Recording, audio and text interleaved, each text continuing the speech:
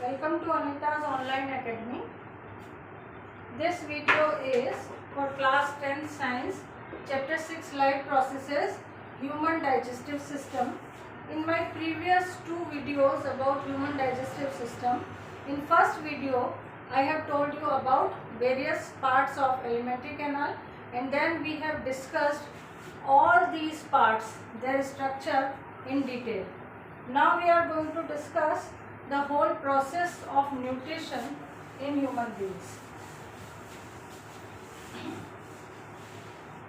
Children, as we have discussed earlier in my first video about digestive system, that nutrition gets completed in 5 steps: ingestion, digestion, absorption, assimilation, and finally egestion. So now we will discuss the whole process of nutrition under these 5 steps. So first of all, ingestion.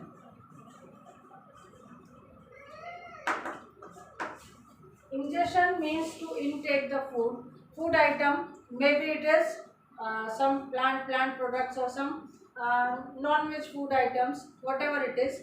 They are taken in through mouth, and then they are chewed well inside the mouth with the help of teeth and tongue. Okay, when it is chewed well inside the buccal cavity or mouth cavity, at that time saliva is mixed with this food, and this food converts in the form of a small ball which can be swollen easily, and this is called bolus. When this whole process is taking place, during that time in buccal cavity the digestion also starts. So in buccal cavity food is taken in and it is converted into the form of bolus, and in buccal cavity the digestion has also started, and this digestion takes place because of saliva. So now we come to first step, ingestion is done, and second step, digestion. So digestion begins in buccal cavity or in buccal cavity itself. In buccal cavity saliva is mixed with food. In this saliva an enzyme is present called salivary amylase. Salivary amylase. Okay. This digests the starch. What is the role of salivary amylase? Salivary amylase digests starch. Starch is present in the food items which we obtain from plants. Plants contain starch in them. Actually, you know about photosynthesis. In photosynthesis, green plants use carbon dioxide and water as raw material, and they make food in the form of glucose.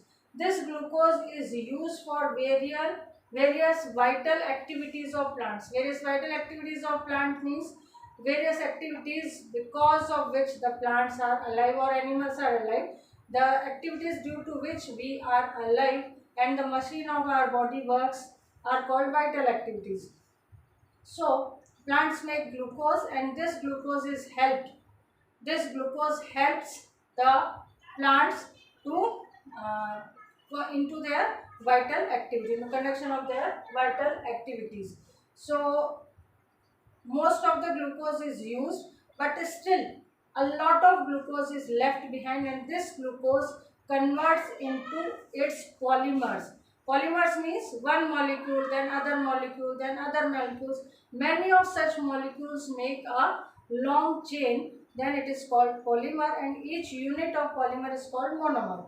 So glucose is a monomer and it makes a polymer or a big molecule called starch, and this starch is stored in various parts of plant.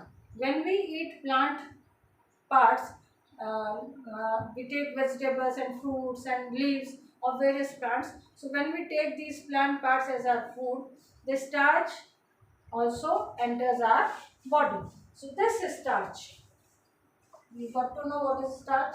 Now this starch is digested by salivary amylase, but here its partial digestion take place.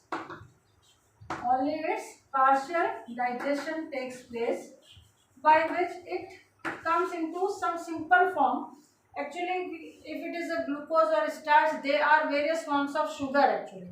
So starch, by partial digestion, it converts into some smaller form of sugar, but not the glucose. We can say glucose is the smallest molecule, smallest sugar molecule. So here the digestion of starch takes place, but it is partial digestion, by which it comes in some simpler form, which we need not to mention here. So this starch undergoes partial digestion, some simple form of sugar is formed here. This much of digestion takes place in buccal cavity. After that, the food is swollen and it goes into pharynx and then esophagus. No digestion in pharynx and esophagus, only in esophagus peristaltic movement takes place, which we have already discussed in my previous video. You can go and see over there. It is still in short. I will tell you here also that in esophagus, the walls of esophagus, they are provided with muscles. So when bolus enters into its anterior part, then the wall from here will contract. Okay, when they will contract, some pressure will be created, and suddenly they will relax and they will come back to their original position. As a result, this bolus, because of that pressure created by contraction and sudden relaxation, will slide down. Okay, so when it slides down because of relaxation of this portion, now this portion will contract. Okay, and while it will come here, by the time it slides here, the next bolus comes to this part, and now this part and this part, they will contract together. Okay, as a result, this will slide, this first bolus will slide to the next part of the esophagus, and then these because these two parts will relax once again, so this bolus will move downwards, and this process is called peristalsis. You can see my previous video, there it is explained in detail. So in esophagus, due to peristaltic movement, the bolus moves downwards towards the stomach only, and no digestion takes place here. Now we come to stomach.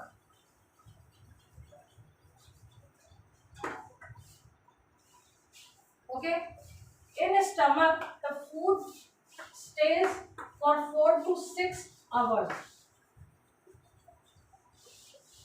in the form of bolus. The food gets collected into stomach, and when it is fully filled, we say that now I don't need any food. Because why do you not need any food? That now the stomach is full of food and it will stay here for 4 to 6 hours. Till then we will not feel hungry, and here 4 to 6 hours will be taken to digest that food. So how the food is digested in stomach? Children, there are two types of processes which occur in stomach. One is mechanical digestion.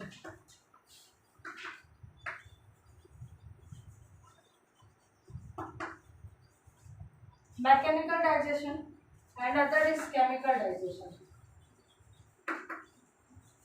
As I told you in my previous video, that stomach walls are muscular, are highly muscular. Okay, many strong muscles are provided in the walls of stomach. So when the food reaches the stomach muscles of stomach wall become active, and they start contracting and relaxing very fastly, same as in case of a mixer. We have mixer in our home in which we make some mango shake and all that. So when the food reaches into the stomach, the muscles of stomach wall start churning the food and bring it into the form of a paste, or this paste is just like, roughly we can say, just like a curd. Okay, this type of consistency, this type of thickness it has. It has a thickness just like a curd or a paste. So this is called the mechanical digestion, by which the food is brought into the form of curd or paste. Then comes chemical digestion. I had told you that there are three types of cells in stomach wall: mucus cells, which secrete mucus and which covers the inner side of stomach wall, so that where is the food? Food is in lumen, and the stomach wall secretes what? That mucus, and it makes a protective covering on the inner side of wall, so that the enzymes which are going to digest the chemicals which are going to digest the food may not digest the stomach wall. Got it? So this mucus plays an important role to protect the walls of stomach from getting digested. Now next comes oxyntic cells. Oxyntic cells, and these oxyntic mucus oxyntic cells secrete HCl or hydrochloric acid, which is very dilute hydrochloric acid. This hydrochloric acid also plays important role, that when we take in food, it may be very clean, it is well cooked, but still there may be some germs. So these germs are killed by HCl. So what is the role? First role of HCl, that it kills germs.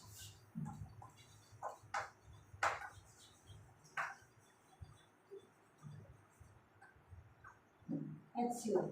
Okay, and also it provides acidic medium. It provides acidic medium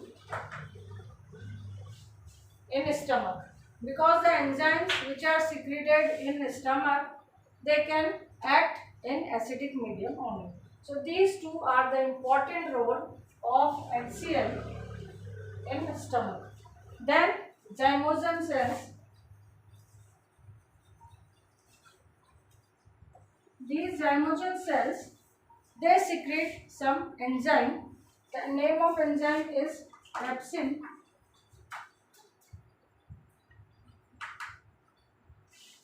which digests the protein. Pepsin digests the protein. So you can note down this flow chart. Pause the video.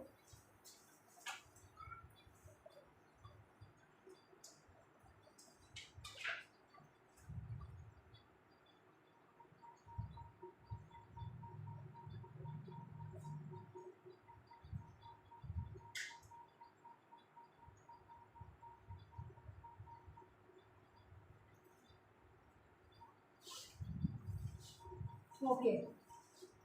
Children, pepsin digests the protein, and also pepsin does not digest the protein completely here. So in stomach, protein is digested partially. Okay. So digestion is completed here in stomach. There are some other enzymes and other minute things which will be discussed in higher classes. So here we will say, in stomach, pepsin is secreted. Okay, and it digests the protein.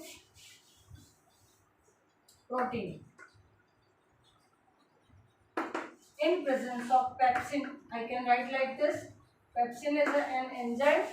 It digests the protein to give polypeptides, which is the simple form of proteins, but not the simplest form. That means still the digestion of protein is incomplete. Now the food which stays 4 to 6 hours in stomach, and it gets digested, and it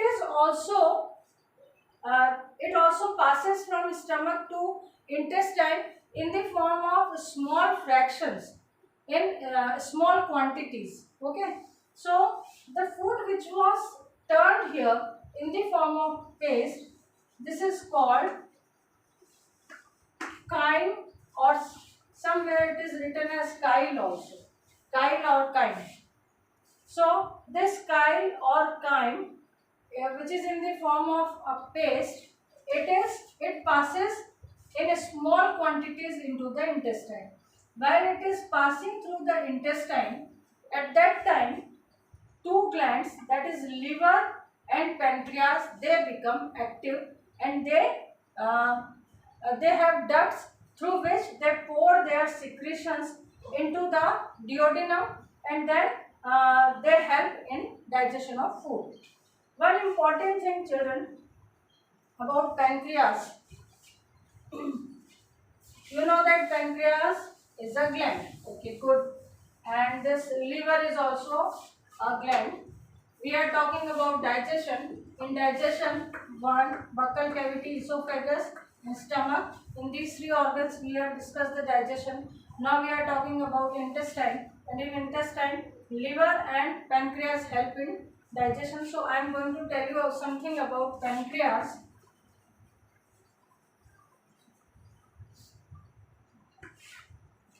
Pancreas is a gland, and children, it plays dual roles. One is of exocrine gland and other is of endocrine gland. Exocrine glands are those glands which have ducts. Ducts are small tubes or small pipes. So exocrine glands are those glands which have ducts to carry their secretions.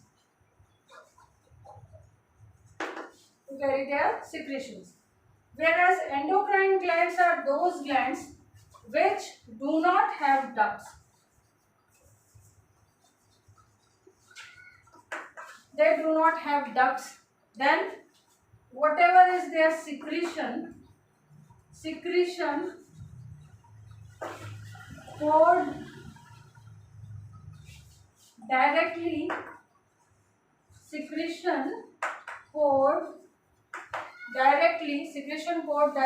into blood, and with blood this secretion reaches to the part where this secretion is needed. So this secretion which is secreted from endocrine glands, this is called hormone. There are many endocrine glands in our body, which is a separate detailed topic, but here in short, endocrine glands do not have ducts, so they pour their secretion in blood, and the blood takes this secretion to various parts where it is needed. This secretion is called hormone. So this pancreas plays dual role. It is a gland. It is an exocrine gland as well as endocrine gland. In digestion, it helps in both the way as exocrine gland and endocrine gland in case of digestion also. But let me explain you what is its role as an endocrine gland. It secretes some hormone. These hormones are of two types: insulin and glucagon. Two types of hormones are secreted by pancreas: insulin and glucagon. What is the role of insulin?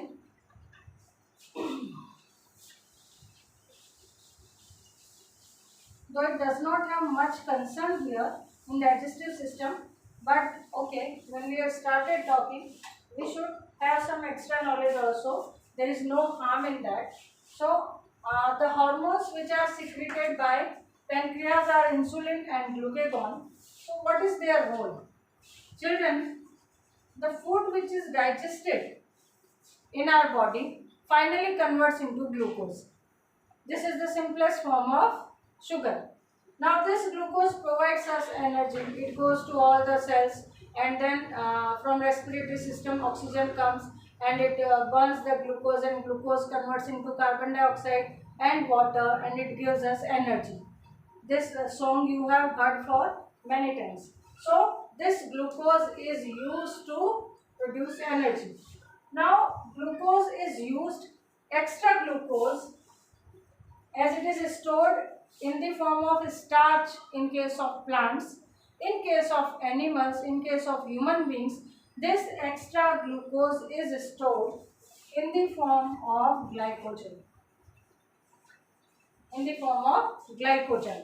So whenever glucose is needed, this glycogen again converts into glucose. So glucose is converted into glycogen by insulin.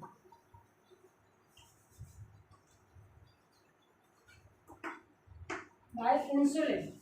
Glucose is converted into glycogen by insulin, and let me write it properly. It's not looking nice. You may get confused. Glucose, which is extra and not required at the moment for energy, then it will be converted into glycogen and will be stored in our cells. And this work is done by insulin, which is secreted by pancreas. Okay, glucose to glycogen. Then whenever energy is required, glycogen is again converted into glucose so that we may get energy, and this work is done by another hormone called glucagon. Okay, children? So this is the role of pancreas as endocrine gland. Now this insulin seems to, you must have heard this name. Actually, in diabetic patients, what happens? There is deficiency of insulin. Means insulin is not produced in their body, or it is produced in very low quantity. As a result, the glucose which is extra after after being utilized in all the vital activities, the glucose which is extra, which needs to be converted into glycogen, this process does not occur and glucose remains as glucose. And in our body, extra sugar is collected. And this extra sugar gradually it harms all the parts of, it damages all the parts of body, because glucose is present in all the cells of all the parts of body. So when this glucose is present in all the cells in a lot of quantity and it is not converted in glycogen, you can imagine a lot of sugar is collected in our body. Now we come back to pancreas role as an exocrine gland. So this pancreas opens into duodenum. Here its exocrine role is more important. Pancreas opens into duodenum and it secretes some juice, which is called pancreatic juice.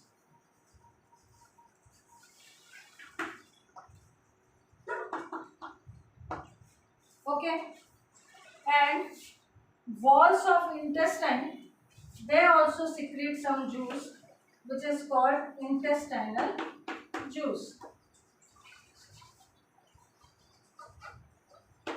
Okay, then liver. Liver secretes bile.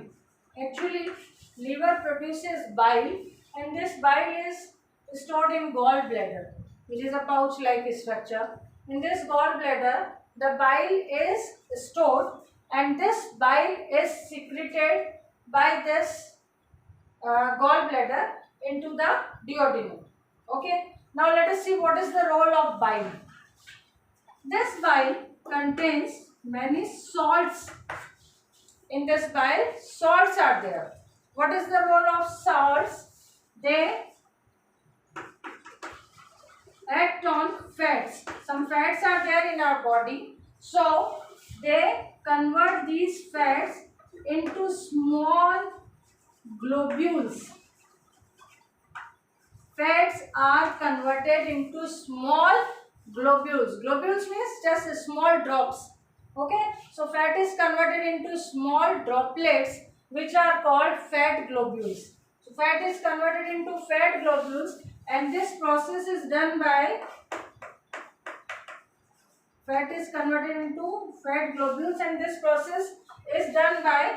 bile, which is secreted by liver. Now, this fat which is converted into fat globule, this is called emulsified fat. This is called emulsified fat. Emulsified fat, and this process is called emulsification. This process is called emulsification. So once emulsification is converted, the fat turns into fat globules. It becomes easier for enzymes to work on fat globules or to digest it. Okay. So when food was coming from stomach, it was already in the form of a paste. The protein is partially digested, the starch is partially digested, and now the fat is also converted into fat globules. Now, the juices which are secreted by pancreas and intestine, they contain some enzymes in them, and these enzymes will complete the digestion in small intestine. So, we can say digestion begins in mouth or buccal cavity and it is completed in small intestine. How is it completed? In these two juices, three types of enzymes are present. Okay. So what are those three types of enzymes and what is their role? Let us see. So in a small intestine, how the digestion takes place. In digestive juices secreted by pancreas and small intestine, mainly three enzymes are there. Trypsin, number one trypsin, number two lipase, and number three amylase. You have heard this name amylase? In buccal cavity also there is an amylase because this amylase was present in saliva, so it was called their salivary amylase. Now let us see what role they perform. The protein which was partially digested in stomach, now here it is completely digested. That is, protein is converted into amino acids. Or we can say, I had already told you that protein was converted into polypeptides in stomach. So here we are not writing polypeptide, but it is understood that we are talking about polypeptide. So here the protein is completely digested in presence of trypsin, and protein convert into amino acids. Amino acids are the basic units of protein. So now they have come into their simplest form. Proteins digested in presence of trypsin and converted into amino acids. Now fats, which are emulsified fats, they were emulsified by bile. Okay. So that fat in presence of lipase, all the enzymes have A's after their name. This is their suffix. This is called suffix. Most of the enzymes have A's behind their name. So fat in presence of lipase breaks down into its simplest form. Fatty acids plus glycerol.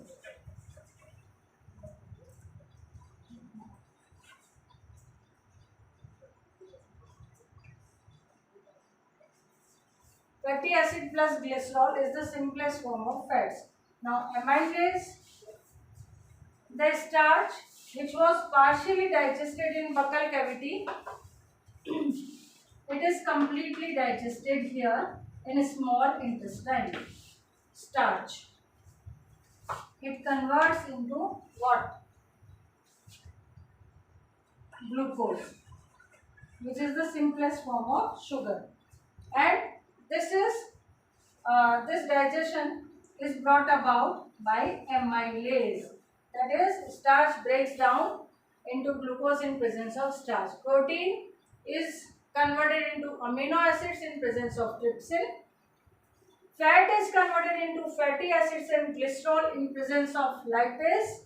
Starch is converted into glucose in presence of amylase.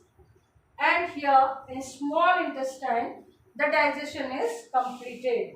So we have completed the second step of nutrition, that is digestion. Now we come to the third step. What is the third step of nutrition?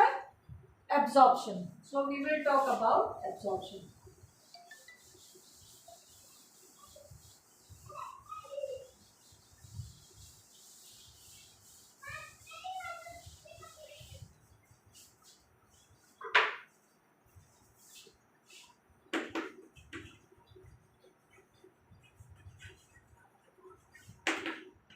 In my previous video, I have told you about the structure of the wall of small intestine. The walls of small intestine are provided with many of such folded structures which are known as villi, and they increase the surface area for absorption of food. They are provided with rich supply of blood vessels, I should say blood capillaries. The thinnest blood vessels are called blood capillaries. So the food is here. This is the other side of wall. Here also the villi are there. So food is in between here, and it is completely digested, and now it is converted into amino acids, fatty acids, and glycerol and glucose. So the glucose is absorbed because glucose is the instant source of energy. Okay, so glucose needs to be absorbed here. So this glucose will be absorbed by these villi, or we can say in common language that it is absorbed by the walls of intestine. So the glucose, and in the form of liquid, enters the villi where there is rich supply of blood capillaries, and walls of blood capillaries are so thin that they are one cell layer thick only. Got it? Whenever there is any wall of anything, it has several layers of cells. One layer, two layer, three layer, four layer, many layers are there. But blood capillaries are so thin that they are made up of single layer of cells only. As a result, it is very thin, and it is possible that anything can diffuse through its whole, through its walls, through all the parts of its wall. There is no need that there should be an opening from which it will enter into a pipe. They are not that type of pipes. The blood capillaries are very thin pipes, and from the whole wall, the digested food can enter. From every part of wall, the digested food can enter. So the glucose in the form of liquid enters into blood capillaries. Directly it is diffused into the blood capillaries. So once the glucose is diffused in blood capillaries, that means absorption is done. That is, third step is done. Okay, absorption is the process. Absorption is the process by which digested food, that is glucose, enters into blood capillaries inside the walls of small intestine. Now we come to assimilation. Assimilation means transport of digested food to all the parts of body, that is to each and every cell of body. So when the glucose enters the blood capillaries, then this glucose with blood will go to all the parts of body. Blood is circulated through all the parts of body, so glucose will reach over there with blood. So this process is called assimilation. Now next comes digestion. Once absorption is completed, whatever is left behind, that food is called waste. This needs to be thrown out. So this waste material will pass through large intestine, where absorption of extra water will take place, and a solid waste substance will be stored in rectum, and then time to time it is thrown out of the anus. So this process is called digestion. Digestion is throwing out of waste product out of the body. Throwing the waste product out of the body is called digestion. So this way the nutrition in human being is completed. In my next video, we will discuss about respiratory system. So thank you and bye.